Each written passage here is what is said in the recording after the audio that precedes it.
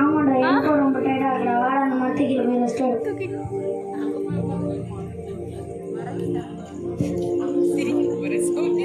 ஏன்டா இந்த மரம் இப்படி காஞ்சி போயிருக்கு?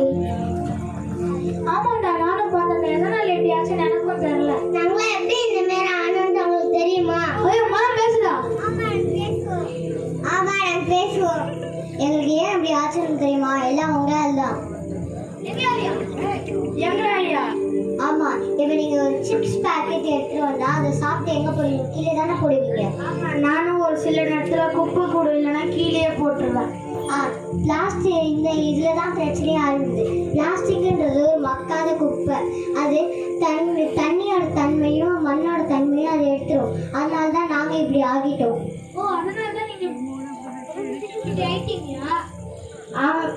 சரி சரி. குப்பை கூட இல்லைன்னா நான் எங்கே போடுறது குப்பையை?